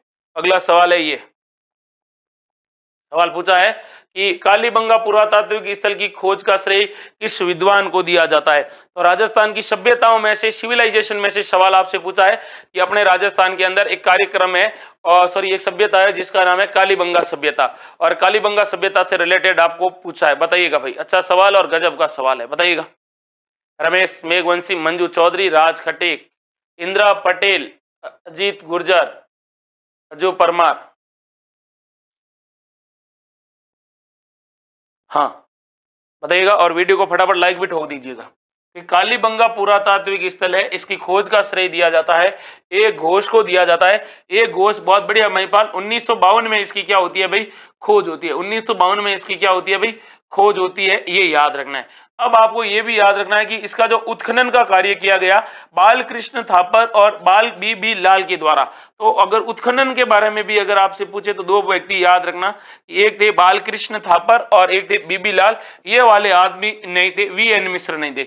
अब आपको याद रखना है कि कालीबंगा सभ्यता से रिलेटेड आपसे क्या क्या सवाल पूछा जाएगा। पहली बात तो आपसे सवाल पूछी जाएगी ये कहां पर है, तो आप कहोगे सर ये हनुमानगढ़ जिले में। कहां पर है, हनुमानगढ़ जिले में। फिर आपसे सवाल पूछा जाएगा किस नदी के किनारे यह सभ्यता मिली, तो गग्गर। और गग्गर अगर ऑप्शन में नहीं मिले आपको तो आप कहोगे सर प्राचीन एक नदी थी, प्राचीन सरस्वती। कौन सी, प्राचीन सरस्वती नदी थी, और प्राचीन सरस्वती नदी के किनारे थी। फिर आपसे सवाल पूछा जाएगा ये जो सभ्यता है, इस सभ्यता के बारे में याद रखना है कि इस सभ्यता को क्या कहा जाता है, हड़प्पा सभ्यता की तीसरी राजधानी। हड़प्पा सभ्यता की तीसरी क्या कहा जाता है, इसको राजधानी कहा जाता है। फिर आपको याद रखना है कि यहां से क्या मिला भाई, यहाँ पे काफी चीजें मिली है, तो आपको याद रखना है यहाँ पर अग्नि वेदिकाएं मिली है, अग्नि वेदिकाएं मिली है। इसके अलावा यहाँ पर क्या मिला है भाई, अग्नि वेदिकाओं के अलावा तो यहाँ पर जूते हुए खेत के साक्ष्य मिले हुए हैं। जूते हुए खेत के सबूत मिले, कई बार पूछा जाता है, बिल्कुल मिले। इसके अलावा क्या मिला है यहाँ पर, तो जूते हुए खेत के, और किसकी हड्डी, ऊंट की हड्डी। किसकी हड्डी मिली है, ऊंट की हड्डी मिली है। और क्या मिला है यहाँ से, तो आपको ये भी याद रखना है कि एक खोपड़ी मिली है, और खोपड़ी के अंदर क्या मिले भाई, खोपड़ी, और खोपड़ी में कितने छेद मिले, 6 छेद मिले। मस्तिष्क शोथ बीमारी का इलाज होगा, ऐसा यहाँ पर बताया जाता है। किस सभ्यता के बारे में, कालीबंगा सभ्यता के बारे में। और विश्व में प्राचीनतम, सबसे इंपॉर्टेंट लाइन है कि भूकंप के अवशेष मिले हैं। यहाँ पर क्या मिले भाई, भूकंप के अवशेष यहीं से मिले, विश्व में प्राचीनतम। और सबसे बड़ी बात याद रखना कि कालीबंगा को इसलिए कहा जाता है कालीबंगा क्योंकि यहाँ पर काले रंग की क्या मिली है भाई, काले रंग की चूड़ियां मिली है। लेकिन एक सवाल जो खतरनाक सवाल है और डापाचूक करने वाला सवाल है, एक सभ्यता है, याद रखना, मैं यहाँ पे आपको हाईलाइट करके बता रहा हूँ कि अपने राजस्थान के अंदर एक सभ्यता है, और वो सभ्यता है किराड़ोत सभ्यता। यहाँ पे लिखवा रहा हूँ, थोड़ा ध्यान से सुनिएगा। किराड़ोत सभ्यता मिली है जयपुर में। कहाँ मिली, जयपुर में। और यहां पर 28 चूड़ियों के 2 सेट मिले हैं, 28 चूड़ियों के 2 सेट मिले हैं, ये भी आपको याद रखना है। 28 चूड़ियों के कितने सेट मिले, 2 सेट मिले, ये भी आपको क्या रखना है भाई, याद रखना है। इसके अलावा यहाँ पर क्या मिली है भाई, सूर्य तापी ईंटें मिली हैं, ये भी आपको याद रखना है। अगला सवाल देखते हैं, अगला सवाल क्या कह रहा है, उसको थोड़ा अच्छे से देखोगे तो आपकी काफी चीजें क्लियर हो जाएगी। सवाल आपसे ये पूछा है, हाँ, किस ऐतिहासिक स्थान को प्राचीन भारत का टाटा नगर कहा जाता है। तो प्राचीन भारत का क्या कहा जाता है भाई, टाटा नगर कहा जाता है। और ये टाटा नगर प्राचीन भारत का किसे कहा जाता है, ये आपसे पूछा है। और अक्सर ऐसे सवाल पूछ लिए जाते हैं, इसका आपको आंसर भी देना है। फटाफट बताइए, नगरी, नगर, रेड, या फिर आपके सामने है गणेश्वर। और प्राचीन भारत का कौन सा नगर पूछा है आपसे, टाटा नगर पूछा है। अच्छा सवाल मिलता है, और ऐसे सवाल अक्सर क्या कर लिए जाते हैं भाई, पूछ लिए जाते हैं। तो किसको कहा जाता है, प्राचीन भारत का टाटा नगर। अगर ये आपसे पूछे तो आप क्या जवाब दोगे, बताइएगा। वेरी गुड, प्राचीन भारत का टाटा नगर किसे कहा जाता है, ये आपको बताना है। हाँ, तो राइट आंसर क्या है भाई, याद है आपको, वेरी गुड। आप कह रहे हो कि सर रेड सभ्यता है, लेकिन सवाल का पैटर्न कैसे बदला उसको आप थोड़ा सा ध्यान से देखोगे तो आपके समझ में आ जाएगा।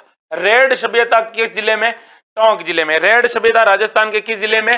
टोंक जिले में। अब आपसे पूछा जाएगा कौन सी नदी के किनारे मिली, तो आप कहोगे सर ढील नदी। कौन सी नदी? ढील नदी है। फिर आपसे सवाल पूछा जाएगा कि इसका जो उत्खनन किसके द्वारा किया गया था, तो इसका उत्खनन कर किया गया था, एक व्यक्ति थे जिनका नाम था केदारनाथ पुरी। कौन से पुरी? केदारनाथ पुरी द्वारा किया गया था। फिर आपसे सवाल पूछा जाएगा यहां से क्या मिले, तो याद रखना है कि यहाँ पर यूनानी और इंडोनेशियन जो शासक थे उनके क्या मिले? सिक्के मिले। और आपको ये भी याद रखना है इसके बारे में कि यहाँ पर क्या मिले? लोहे के क्या मिले भाई? विशाल भंडार। और लोहे के विशाल भंडार मिलने के कारण इसको क्या कहा गया है? प्राचीन भारत का टाटा नगर कहा गया है। क्या कहा गया है? टाटा नगर। इसके अलावा यहाँ पर मौर्य कालीन और सूर्य शुंग कालीन सभ्यता के भी क्या मिले हैं भाई? अवशेष मिले हैं। ये भी आपको याद रखना है। देखिए नगरी कहां पर है? चित्तौड़गढ़ में। ये भी आपको कन्फ्यूजन है वो दूर कर देनी है। नगरी चित्तौड़गढ़ में है। नगर कहां पर है? टोंक में है। और गणेश्वर सभ्यता कहां पर है? ये आपको पता है। सीधे सीधे सवाल है जो अक्सर क्या कर लिए जाते हैं भाई? आपसे सीधे सीधे तरीके से पूछ लिए जाते हैं। आगे बढ़ते हैं और अगले सवाल के बारे में देखते हैं। अगला सवाल है ये वाला, राजस्थान का कौन सा शहर है जिसे 100 द्वीपों का शहर कहा जाता है? तो राजस्थान में 100 द्वीपों का शहर किसे कहा जाता है, ये आपको बताना है। 4 ऑप्शन है, करौली, धौलपुर, बारां या बांसवाड़ा। अच्छा सवाल पूछा है और तगड़ा वाला सवाल पूछा है। फटाफट इसका आपको क्या बताना है? आंसर बताना है कि 100 द्वीपों का शहर। अच्छा सवाल है, बताइएगा। Very good. 100 द्वीपों का शहर किसे कहा जाता है भाई?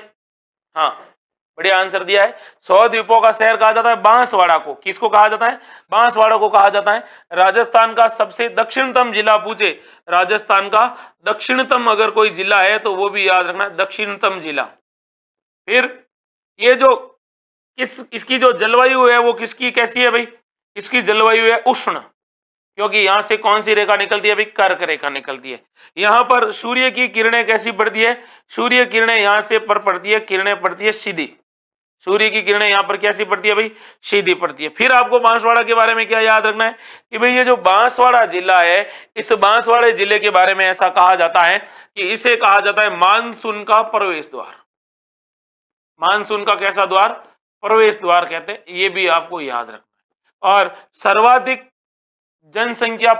सर्वाधिक एसटी जनसंख्या प्रतिशत, एसटी जनसंख्या का जो प्रतिशत है वो भी कहां पर है? वो इस जिले में है। याद रखने ऐसे सवाल, सीधे सीधे सवाल आपसे पूछे जा सकते हैं।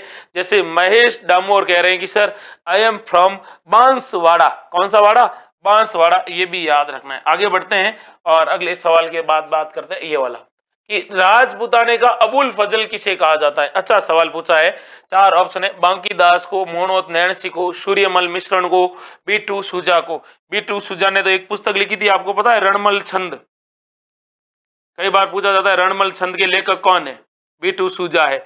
सूर्यमल मिश्रण जिनको वीर रसावतार कहा जाता है, कौन सा अवतार कहा जाता है? वीर रसावतार कहा जाता है। मोहनोत नैणसी और उसके बाद आपके सामने बांकी दास। तो याद रखना है मोहनोत नैणसी के बारे में अच्छे अच्छे सवाल पूछे जाएंगे कि ये मारवाड़ के शासक थे जिनका नाम था जसवंत सिंह। और मारवाड़ शासक जसवंत सिंह प्रथम के ये क्या थे भाई? जसवंत सिंह प्रथम के ये दीवान थे। क्या थे भाई? इनके दरबार में क्या थे? दीवान थे। पहली बात तो ये याद रखना है। फिर आपको याद रखना है कि इन्होंने 2 ग्रंथ लिखे थे। कौन सा ग्रंथ लिखा था? एक तो लिखा था इन्होंने नैणसीरी ख्यात। किसकी ख्यात? नैणसीरी ख्यात, जो राजस्थान की सबसे प्राचीन ख्यात मानी जाती है। और एक लिखा था इन्होंने मारवाड़रा परगनारी विगत। मारवाड़रा परगनारी विगत भी लिखा था। और क्या कहा जाता है इनको? इनको कहा जाता है कि राजस्थान का गजेटियर कहा जाता है। राजस्थान का गजेटियर कहा जाता है। ये भी आपको क्या रखना है भाई? याद रखना है। किसको? मोहनोत नैणसी को, है ना। आगे बढ़ते हैं, अगले सवाल की तरफ देखते हैं। अगला सवाल क्या कह रहा है? अगला सवाल भी तगड़ा सवाल है और आपसे पूछ रहा है और ये पूछ रहा है कि कौन सा ग्रंथ गीत गोविंद के रचयिता है? सॉरी, कौन या प्रसिद्ध ग्रंथ गीत गोविंद के लेखक कौन है? तो गीत गोविंद के लेखक आपको बताना है जयचंद्र सूरी, सारंगधर, जयदेव या दलपत विजय। और इसका आंसर आपको सीधे सीधे बताना है। फटाफट आंसर बताइएगा भाई। सवाल अच्छा है, इसका बेहतरीन तरीके से आपको क्या देना है भाई, आंसर भी देना है। और जिन्होंने वीडियो को अभी तक क्या नहीं किया भाई, लाइक नहीं किया है, वो फटाफट इस वीडियो को लाइक भी ठोक दीजिए, क्योंकि सवाल के पास में ही आपको अच्छे अच्छे क्या मिल रहे हैं भाई, सवाल मिल रहे हैं। फटाफट आंसर बताइए भाई, अच्छा सवाल, गजब का सवाल है। हाँ, विकास राजपूत, राज खटीक, नीतिका शर्मा। बेहतरीन सवाल है कि इसके लेखक थे जयदेव। कौन थे भाई, जयदेव थे, ये भी आपको याद रखना है। दलपत विजय ने कौन सा लिखा था, खुमान रासो लिखा था। कौन सा रासो लिखा था, खुमान रासो लिखा था, ये भी आपको याद रखना है। और जय सिंह सूरी ने लिखा था हमीर मद मर्दन, हमीर मद मर्दन लिखा था। तो फिर इन्होंने कौन सा लिखा था, तो इन्होंने लिखा था हमीर रासो। हमीर रासो लिखने वाले कौन थे भाई, तो वो थे सारंगधर। और जयदेव ने लिखा था गीत गोविंद। आगे बढ़ते हैं और अगले सवाल को देखते हैं। अगला सवाल है ये वाला, सुनहरी कोठी के लिए प्रसिद्ध स्थान है। तो सुनहरी कोठी है, उसके लिए कौन सा स्थान प्रसिद्ध है, अर्थात सुनहरी कोठी अपने राजस्थान में कहां पर है, ये आपसे सवाल पूछा है और गजब का सवाल पूछा है। चार ऑप्शन है आपके सामने कि टोंक में है, उदयपुर में है, कोटा में है या फिर जयपुर में है। और सवाल अच्छा पूछा है, सुनहरी कोठी राजस्थान के किस जिले में है, टोंक, उदयपुर, कोटा या फिर अजमेर। अच्छा सवाल है। और कई बार यह पूछा जाता है कि भाई इसके लेखक कौन थे, इसके रचयिता कौन थे। तो आपको बताना है सुनहरी कोठी अपने राजस्थान के अंदर कहां पर है। अच्छा सवाल पूछा है और गजब का सवाल पूछा है, बताइएगा भाई। हाँ,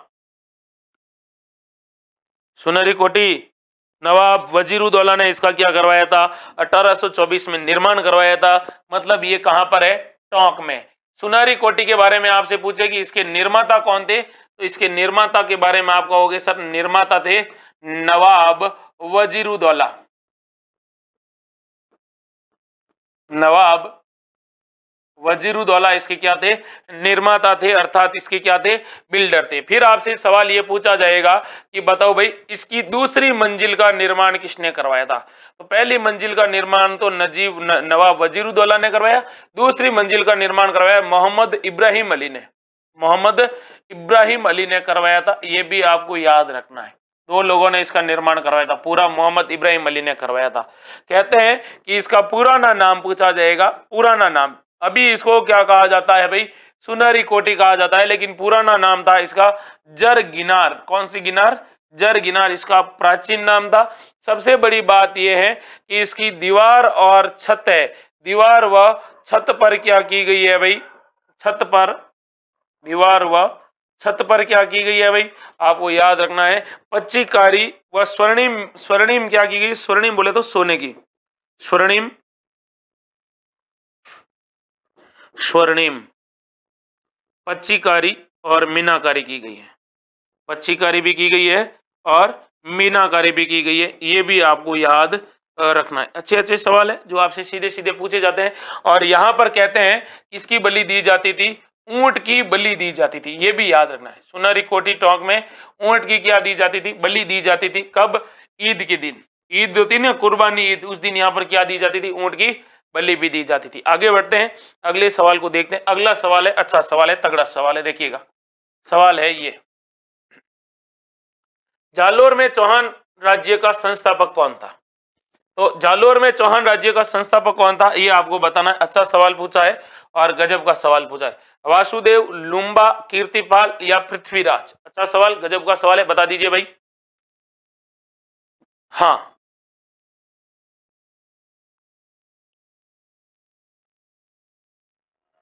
जालोर में चौहान वंश का संस्थापक आपसे पूछा है, तो देखिए ये वासुदेव था, ये तो सांबर में चौहान वंश की स्थापना करता है, सांबर में। फिर लुम्बा होता है, ये कहां पर करता है भाई, लुम्बा ने सिरोही में की थी, कीर्तिपाल ने जालोर में की थी। कीर्तिपाल के बारे में एक लाइन कही जाती है कि कीर्तिपाल ने मेवाड़ के जो शासक थे जिनका नाम था समर सिंह, मेवाड़ शासक जिनका नाम था समर सिंह, और समर सिंह से इन्होंने क्या वसूला था भाई, समर सिंह से कर वसूला था, कर वसूला था। ठीक, फिर इनके बारे में एक बात और याद रखना है कि नैणसी का नाम तो सुना ही होगा, मुणोत नैणसी, और मुणोत नैणसी ने इनको वीर राजा की उपाधि दी थी, यानी इनको क्या कहा था, वीर राजा कहा था। और ये पहले कहाँ पे रहते थे, तो पहले ये पाली के अंदर नाडोल में रहते थे, नाडोल में ये यहां तक जाते हैं ना। आगे बढ़ते हैं और अगले सवाल को ध्यानपूर्वक देखिएगा भाई।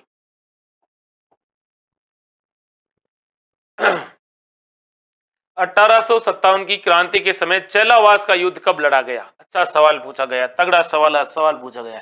देखो 1857 की क्रांति, 1857 की क्रांति में एक युद्ध होता है चेलावास का युद्ध, और चेलावास का युद्ध कब होता है ये आपको बताना है। आपके सामने बराबर 4 ऑप्शन है, अच्छे आंसर है और अच्छे से आपको बताना भी है। 10 सितंबर 1857, 18 दिसंबर 1857, 18 नवंबर 1857 या 18 सितंबर 1857। सवाल क्या पूछा है कि आपसे ये सवाल एकदम सीधा सीधा पूछा गया है, और पूछा है चेलावास का युद्ध कब लड़ा गया था। 1857 का रिवॉल्यूशन आप लोगों ने पढ़ रखा है, तो यहां से आपका सवाल बनता है और तगड़ा वाला सवाल बनता है, और इतना अच्छा सवाल बनता है कि आपको इसका क्या बताना होगा भाई, आंसर भी बताना होगा। बताइएगा। Very good. हाँ, सवाल आपसे क्या पूछा है, चेलावास का युद्ध है वो कब लड़ा जाता है, बताइएगा। Very good, very good, very good. तो आपको ये याद रखना है, ये कब लड़ा गया भाई, ये लड़ा गया था 18 सितंबर के दिन, 18 सितंबर के दिन लड़ा गया था। और 10 सितंबर के दिन लड़ा गया था, वो तो लड़ा गया था बिथोड़ा का युद्ध। कौन सा युद्ध लड़ा गया था, बिथोड़ा का युद्ध। लेकिन बिथोड़ा का युद्ध, और ये कौन सा युद्ध था, चेलावास का युद्ध। और इस चेलावास युद्ध के बारे में आपको 3 बातें याद रखनी है जो आपसे पूछी जाएगी। चेलावास का युद्ध जो कब लड़ा जाता है भाई, 18 सितंबर 1857 को लड़ा जाता है। और किस के मध्य लड़ा जाता है, तब आपको क्या जवाब देना है कि सर ये युद्ध लड़ा जाता है AGG Lawrence, AGG Lawrence, AGG Lawrence के साथ और कौन होते हैं भाई, वो पॉलिटिकल एजेंट मारवाड़ का जिसका नाम होता है मैक मैसन। तो मैक मैसन होता है, मैक मैसन के साथ किसकी सेना होती है भाई, मारवाड़ की सेना होती है, मारवाड़ की सेना। और इनके सामने कौन होते हैं भाई, तो इनके सामने होते हैं, वो होते हैं आउवा के ठाकुर। और आउवा के ठाकुर कौन होते हैं भाई, कुशाल सिंह होते हैं। इनके बीच में ये युद्ध होता है, और इसमें विजय कौन होता है, विजय होते हैं कुशाल सिंह। और कुशाल सिंह ने पीए मैक मैसन का गला काट दिया था, और गला काटकर कहां लटका दिया गया था, इसका गला काटकर आउवा के किले पर लटकाया गया था, आउवा के दुर्ग पर लटकाया गया था। याद रखना है, ये भी सवाल पूछा गया है। फिर इस सवाल पूछा जाएगा इसके बारे में, और तगड़ा सवाल पूछा जाएगा, इस युद्ध को क्या कहा जाता है, इस युद्ध को काले व गोरों का युद्ध कहा जाता है, काले व गोरों का युद्ध कहते हैं इस युद्ध को, ये भी याद रखना है। फिर आपसे क्या सवाल पूछा जाएगा इसके बारे में, और इसके बारे में तगड़ा सवाल ये पूछा जाएगा कि इस युद्ध के अंदर विजय किसकी होती है, तो विजय होती है आउवा के ठाकुर। और आउवा के ठाकुरों की सहायता कौन सी क्रांति, मतलब कौन सी छावनी ने की थी, एरनपुरा छावनी ने की थी, ये भी आपको याद रखना है भाई। आगे बढ़ते हैं और अगले सवाल की तरफ बढ़ते हैं। अगला सवाल क्या कह रहा है उसको ध्यानपूर्वक देखिएगा। ये सवाल है, मारवाड़ प्रजामंडल के प्रथम अध्यक्ष कौन थे। अच्छा सवाल पूछा है, तगड़ा वाला सवाल पूछा है। मारवाड़ प्रजामंडल जिसकी स्थापना 1938 में हुई थी, ये तो याद रखना ही रखना है कि स्थापना कब होती है भाई, स्थापना 1938 में हुई, ठीक है 1938 में हुई थी। लेकिन फिर अगला सवाल पूछा जाएगा संस्थापक कौन थे, तो संस्थापक थे भाई जय नारायण व्यास, जय नारायण व्यास थे, ठीक है। तो फिर जय नारायण व्यास ने इस प्रजामंडल का अध्यक्ष किसे बनाया, ये अगर आपसे सवाल पूछा जाएगा तब आपको इसका क्या देना है भाई, जवाब देना है कि भाई मारवाड़ प्रजामंडल है, इस प्रजामंडल के अध्यक्ष कौन थे। अगर ये आपसे पूछे तो आप क्या जवाब दोगे। अच्छा सवाल है और गजब सवाल है, और मारवाड़ प्रजामंडल से रिलेटेड अक्सर आपसे क्या पूछे जाते हैं भाई, सवाल भी पूछे जाते हैं। तो इसके जो अध्यक्ष बनाए गए थे वो किसका बनाया गया था भाई, अध्यक्ष, तो ये बनाया गया था भंवरलाल निगम को, भंवरलाल निगम को बनाया गया था, ये याद रखना है।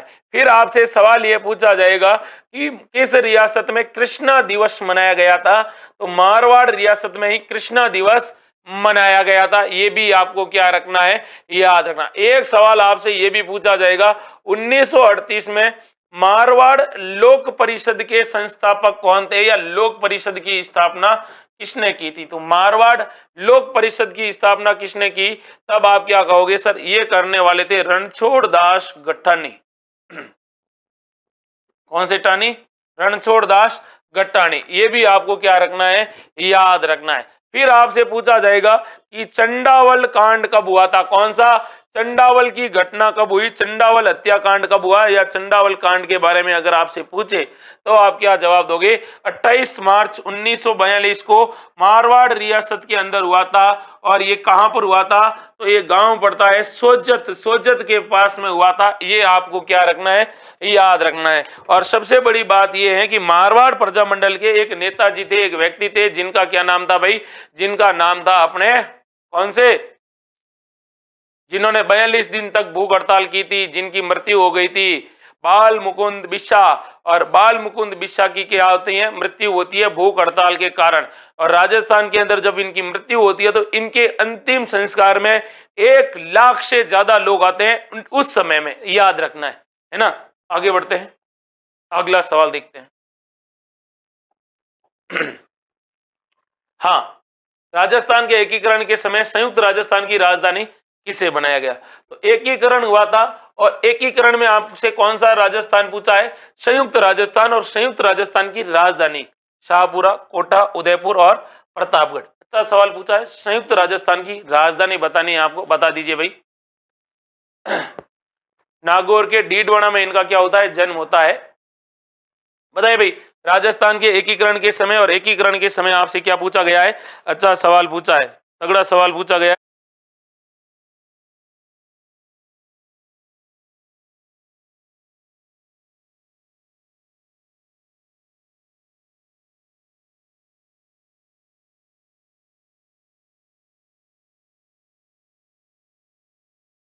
सवाल आपसे पूछा है, संयुक्त राजस्थान की राजधानी किसे बनाया गया था? अच्छा सवाल पूछा है, तगड़ा सवाल पूछा है। संयुक्त राजस्थान का गठन होता है 18 अप्रैल 1948 को। 18 अप्रैल 1948 को इसका गठन होता है। पहली बात तो ये याद रखना है, 1948, 18 अप्रैल 1948। राजधानी उदयपुर बनाई गई थी। तब आपको याद रखना है कि इसके अंदर क्या होता है भाई? तो इसके अंदर पूर्व राजस्थान, पूर्व राजस्थान के अंदर किसका विलय होता है? उदयपुर का विलय होता है। सबसे बड़ी बात यह होगी कि बताइए भाई, इसका पीएम किसे बनाया गया था? तो माणिक्यलाल वर्मा को, कई बार पूछा जाता है। और माणिक्यलाल वर्मा को इनका पीएम बनाया गया था इस तीसरे चरण का, और इसकी सिफारिश की गई थी पंडित नेहरू के द्वारा। फिर आपसे सवाल यह पूछा जाएगा, राज प्रमुख किसे बनाया गया? राज प्रमुख महाराणा भूपाल सिंह को बनाया गया था, जो मेवाड़ यानी उदयपुर के शासक थे। महाराणा भूपाल सिंह मेवाड़ के शासक थे। फिर आपसे पूछा जाएगा, तो फिर बताओ उपराज प्रमुख किसे बनाया गया था? उपराज प्रमुख बनाया गया था भीम सिंह को। और भीम सिंह कहाँ के थे भाई? भीम सिंह थे कोटा के। कहाँ के? कोटा के थे। फिर आपसे सवाल ये पूछा जाएगा कि बताओ भाई, ये जो राजस्थान के अंदर ये जो तीसरा चरण था, इसका उद्घाटन करता कौन थे? सबसे इंपॉर्टेंट बात है। तो ये है भाई जवाहरलाल नेहरू। कौन थे भाई? जवाहरलाल नेहरू ने इसका क्या किया था? उद्घाटन किया था। अच्छा सवाल है और तगड़ा सवाल है। सवाल ऐसे पूछे जाते हैं और यही सवाल पूछते हैं भाई, है ना। आगे बात करते हैं और अगले सवाल के बारे में बात करते हैं। ज्यादा वो आप देखते हो ना, कोई कहता है ये है वो है, ऐसा है वैसा, वैसा वैसा कुछ नहीं होता है। सीधे सीधे सवाल पूछे जाते हैं, आपको आते हैं। लेकिन कई चैनल ऐसे मैंने देखा है यूट्यूब पे जब देखते हैं तो वो आपको आता है, लेकिन फिर भी वो क्या करता है, ये सवाल ऐसा ऐसा हुआ था, इस सवाल में ऐसा ऐसा होता। कुछ नहीं होता, सिलेबस से ही आते हैं सारे सवाल। जो आपने पढ़े ना उसी में से ही आते हैं, नया कोई नहीं आता है। ये जो आप यहाँ पढ़ रही हो ये सारी आपकी रिवीजन क्लास है कि आपने क्या पढ़ा है क्या नहीं पढ़ा है। तो सीधे सीधे सवाल है, सीधे सीधे आंसर आपको बताना है ना। आगे बात करते हैं। अगला सवाल है ये, करणी माता का मेला किस स्थान पर लगता है? तो पूछा है कौन सी माता का? करणी माता का मेला। और करणी माता से रिलेटेड ही आपसे क्या पूछा है? सवाल पूछा है। बताओ, देशनोक में, कोडम देसर में, कोलायत में, फलोदी में। और पूछा कौन किस माता का है भाई?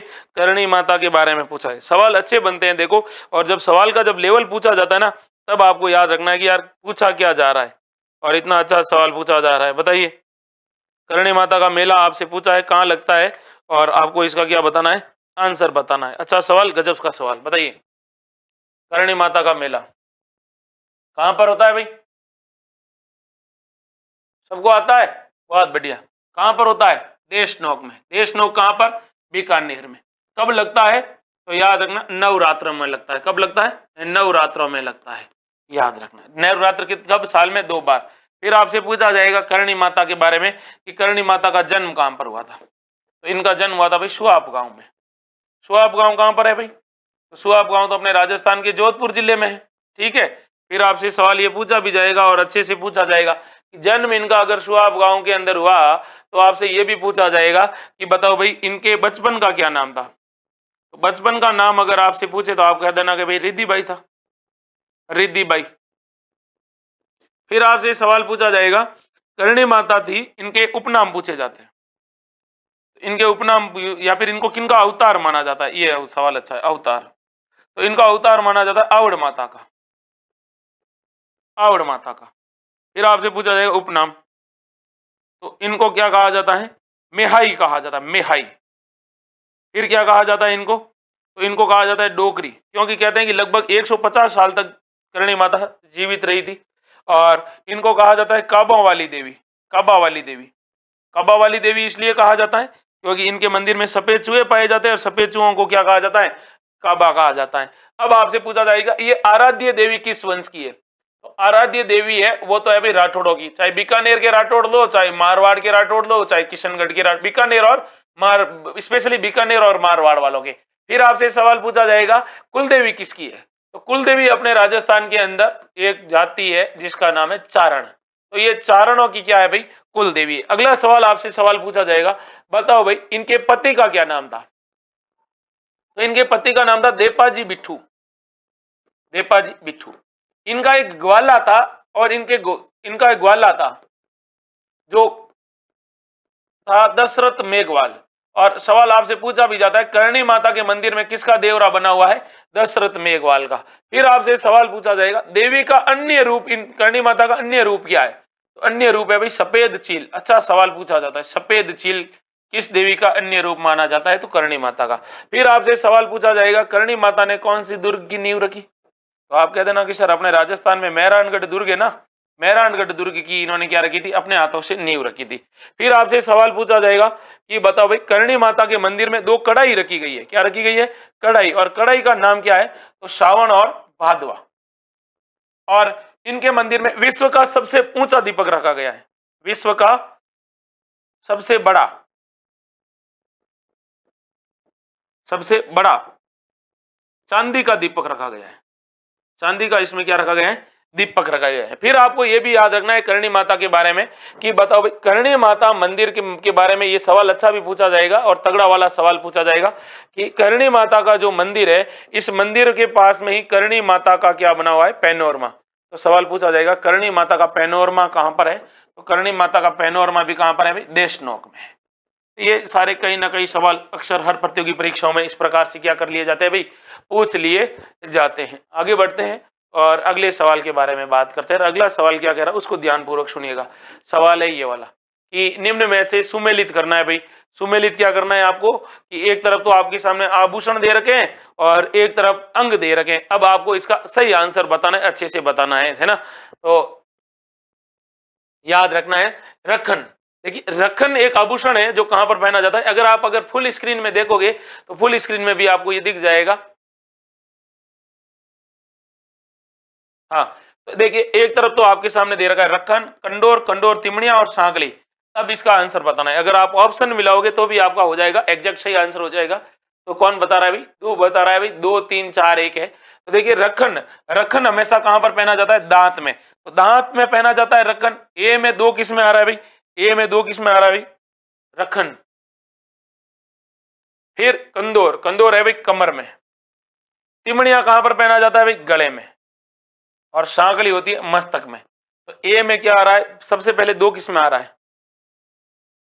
2 किस में ही नहीं आ रहा है, ऐसे कैसे हो रहा है भाई?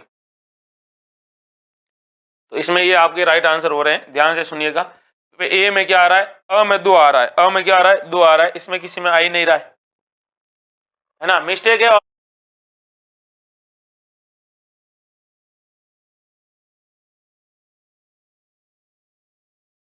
तो आपको नंबर देंगे। मैं यहाँ पे जिन्होंने किया उनके बारे में आपको सही करना है। कंदोरा होता है, कंदोरा, हाँ कंदोरा कमर पर पहना जाने वाला आभूषण होता है, चांदी का बना होता है ना। तो इसका राइट आंसर है, आपको याद रखना। रखन, चूप और रकन ये तो दांत में होते हैं, तिमड़िया गले में होता है, सांगड़ी मस्तक पर होती है। मस्तक मतलब माथे में, बालों की जो लट्टे होती है उन लट्टों को बांध कर रखा जाता है, याद रखना है ना। आगे बढ़ते हैं, अगले सवाल की तरफ देखते हैं। अगला सवाल है ये वाला, क्या पूछ रहा है ध्यान से देखो। ये सवाल पूछा है, किस चित्रकला के अंतर्गत पशु पक्षियों का विशेष महत्व प्रदान किया गया है। तो राजस्थान के अंदर पशु पक्षियों का सबसे विशेष महत्व किस में है, ये आपको याद रखना है। अच्छा सवाल है और तगड़ा वाला सवाल है, बताइए। हाँ भाई बोनस दिया है ना, ऑप्शन मिस्टेक थी, बाकी सवाल सही था। राइट आंसर बताना है आपको कि चित्रकला शैली है और इस चित्रकला शैली के अंदर पशु पक्षियों का विशेष महत्व है। तो राजस्थान की वह चित्र शैली जिसमें पशु पक्षियों को स्पेशली क्या दिया गया है, महत्व दिया गया है, कौन सी शैली है उसके बारे में बताना है। तगड़ा सवाल है और अच्छा सवाल है, बताइए। मारवाड़, बूंदी, किशनगढ़ या ढूंढार शैली। तो क्या राइट आंसर है भाई इसका, तो इसका सवाल है बूंदी शैली, याद रखना। बूंदी शैली अगर पूछे तो ये मेवाड़ और मुगल शैली का क्या है, मेवाड़ और मुगल शैली का मिश्रण है। इन दोनों का क्या है भाई, मिश्रण है। ये तो ये आपको याद रखना ही रखना है। कहते हैं कि यहाँ के एक शासक थे जिनका नाम था रतन सिंह, और रतन सिंह को जहांगीर ने एक उपाधि दी थी। जहांगीर ने कौन सी उपाधि दी थी इनको, आपको पता होना चाहिए कि इनको कौन सी उपाधि दी। चित्रकला में बहुत अधिक रुचि थी और जहांगीर ने इनको उपाधि दी थी, बताओ। मैंने पहले बताई भी थी आपको। अगला सवाल देखिए, सालिम सिंह की हवेली किस स्थान पर है। जब सालिम सिंह की हवेली के बारे में पूछा है, और राजस्थान के अंदर आपको पता होना चाहिए हवेलियों के बारे में जब भी पूछे तो आपसे पूछा जाएगा हवेलियों का नगर किसे कहते हैं भाई, हवेलियों का नगर। तो आप कहोगे सर हवेलियों का नगर कहते हैं जैसलमेर को। किसको कहते हैं, जैसलमेर को। फिर आपसे सवाल पूछा जाएगा हजार हवेलियों का नगर किसे कहते हैं भाई, हजार हवेलियों का नगर किसे कहते हैं। तो आप क्या जवाब दोगे, हजार हवेलियों का नगर कहते हैं भाई किसको, बीकानेर को। और आपसे सवाल पूछा जाएगा कि बताओ भाई राजस्थान में सेठों की सर्वाधिक, सेठ या साहूकारों की हवेलियां सर्वाधिक कहां पर है। तो राजस्थान में सेठ या साहूकारों की जो हवेलियां, और वो भी अगर सर्वाधिक है, और ये हवेलियां हैं वो किसके लिए प्रसिद्ध है भाई, भित्ति चित्रों के लिए प्रसिद्ध है। भित्ति चित्रों के लिए प्रसिद्ध है, वो कहां पर है भाई। तो आप कहोगे सर ये अपने राजस्थान के किस जिले में है, शेखावाटी के अंदर है। कहां पर है, शेखावाटी क्षेत्र के अंतर्गत है सेठ साहूकारों की हवेलियां। तो इसमें राइट आंसर पूछा जाता है सालिम सिंह की हवेली अपने राजस्थान के किस जिले में है भाई, जैसलमेर जिले में है ना। तो ये भी आपको याद रखना है कि जैसलमेर जिले में है। अच्छा सवाल है, तगड़ा वाला सवाल है और गजब का सवाल है। अगला सवाल है ये वाला, छप्पन का मैदान किस जिले में स्थित है। कैसा मैदान, छप्पन का मैदान है राजस्थान के किस जिले में स्थित है। अगर आपसे सवाल पूछे तो आपको क्या जवाब देना है। देखिए एक तो है छप्पन की पहाड़ियां, तो छप्पन की पहाड़ियां जब भी पूछे तो डापा चूक नहीं होना है कि छप्पन की पहाड़ियां कहां पर है। छप्पन की पहाड़ियां, तो छप्पन की पहाड़ियां तो है अपने कहां पर भाई, बाड़मेर में। और याद रखना कि अन्नकूट महोत्सव में कितना भोग लगता है भाई। अन्नकूट महोत्सव कहां का प्रसिद्ध है, अन्नकूट महोत्सव नाथ द्वारा राजसमंद, नाथ द्वारा राजसमंद। और इस अन्नकूट महोत्सव नाथ द्वारा राजसमंद के अंदर आपको पता होना चाहिए कितने भोग लगते हैं भाई, 56 भोग लगते हैं। कितने, 56 भोग अलग है, 56 की पहाड़ियां अलग है, और 56 का मैदान राजस्थान के दक्षिणी भाग में है, राजस्थान के दक्षिणी भाग में है। ये भी आपको याद रखना है क्योंकि सवाल अक्सर आपको इस प्रकार के मिलने वाले हैं। फिर देखिएगा अपन एक सवाल और देख लेते हैं, आशापुरा माता किस वंश की आराध्य देवी है। तो आशापुरा माता है वो किस वंश की आराध्य देवी है, किस वंश की आराध्य देवी है। कैसी देवी, कुल देवी नहीं है, यहाँ पे मैंने आपको दिया है आशापुरा माता। वैसे आशापुरा माता के बारे में सीधा सवाल बढ़िया है, कुल देवी है। हाँ आशापुरा माता, देखिए आशापुरा माता का मंदिर कहां कहां पर बना हुआ है। एक तो अपने फलोदी के अंदर बना हुआ है, एक तो ये बिस्सा जाति की कुल देवी आशापुरा माता, बिस्सा जाति की कुल देवी, बिस्सा जाति की कुल देवी है। और किसकी आराध्य देवी है, चौहानों की आराध्य देवी है, चौहानों की आराध्य देवी है। एक मंदिर कहां पर बना हुआ है भाई, एक मंदिर बना हुआ है अपने नाडोल के अंदर, नाडोल पाली के अंदर बना हुआ है एक मंदिर, नाडोल पाली में, नाडोल पाली। और एक मंदिर कहां पर बना हुआ है भाई, एक बना हुआ है बड़ौच के अंदर, बड़ौच गुजरात में, जो एक चौहान शासक ने बनाया था। एक मंदिर कहाँ पर बना हुआ है भाई? पोखरण के अंदर बना हुआ है। पोखरण कहाँ पर? जैसलमेर में बना हुआ है। एक मंदिर और कहाँ पर बना हुआ है भाई? तो एक मंदिर बना हुआ है जालोर दुर्ग में। एक मंदिर कहाँ है? जालोर में। तो ये किसकी है भाई? खींचियों की क्या है? कुलदेवी है। खींचियों की क्या है? कुलदेवी है, ये याद रखना है ना। फिर आप खींचियों की, चौहानों की कैसे हुई यार? आशापुरा माता। चौहानों की कुलदेवी है शाकंभरी माता, शाकंभरी माता। राठौड़ों की है नागणेची माता, और गुहिलों की है वो कौन सी है? बाण माता। देखिए कोई भी वंश होता है, चाहे वो बीकानेर का हो, चाहे आप मारवाड़ का हो, चाहे किशनगढ़ का हो, अगर वंश है और वो एक ही पर्टिकुलर एक ही वंश कहीं पर भी रहे तो उनकी जात जो होती है वो सेम टू सेम होती है, याद रखना। तो ये अपने बात ही ना, कुल देवी हमेशा एक होती है और आराध्य देवी अलग अलग हो सकती है। खींचियों की अगर कुल देवी पूछे तो वो है अपनी कौन सी माता? आशापुरा माता, याद रखना है। सवाल सीधे हैं और अच्छे अच्छे सवाल है। चौहानों की आराध्य देवी है मेरे भाई, कुल देवी नहीं है। चौहानों की क्या है? आराध्य देवी है ना। आगे बात करते हैं और अगले सवाल की तरफ देखते हैं। अगला सवाल है ये वाला, क्या पूछ रहा है? थोड़ा सा सवाल देख लीजिए, अच्छा सवाल था। गौरबंद कहाँ का आभूषण है? मतलब गौरबंद आभूषण कहाँ का है? अच्छा सवाल है और गजब का सवाल है और तगड़ा वाला सवाल है। बताइएगा। जिन्होंने क्लास को लाइक नहीं किया उनको बता दूं, क्लास को लाइक कर दीजिए। कल मैं आपके सामने एक क्लास लेकर आऊंगा जो है ए टू जेड राजस्थान की फ्लैगशिप योजनाएं। राजस्थान की कैसी योजनाएं? सारी की सारी फ्लैगशिप योजनाएं।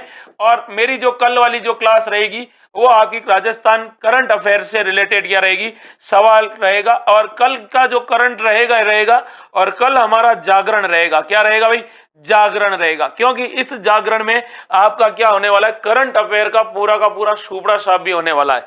तो वैसे तो अगर आपको याद रखना है कि राजस्थान की फ्लैगशिप योजना A to Z, और राजस्थान की सारी फ्लैगशिप योजनाओं को पढ़ेंगे अपन।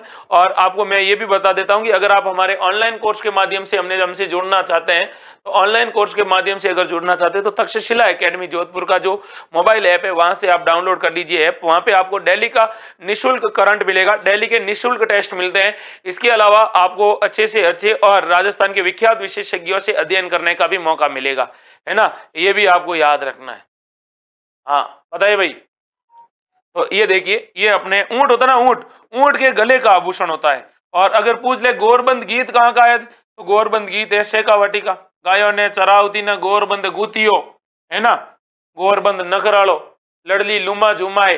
तो ये भी याद रखना है आपको। अच्छा सवाल है और तगड़ा वाला सवाल है। तो कल मैं आपसे मिलूंगा A to Z राजस्थान की समस्त फ्लैगशिप योजनाओं के साथ, है ना। तो ये भी आपको याद रखना है। फिर देख लेते हैं एक सवाल और है जो आपके सामने है, तगड़ा सवाल है और पूछ रहा है राजस्थान में रेलवे ट्रेनिंग स्कूल। अच्छा सवाल पूछा गया है, राजस्थान में रेलवे ट्रेनिंग स्कूल है वो कहां पर है? अच्छा सवाल है और गजब का सवाल है, आपको बताना भी है। अच्छा सवाल है और तगड़ा वाला सवाल है, फटाफट आंसर बताइएगा भाई।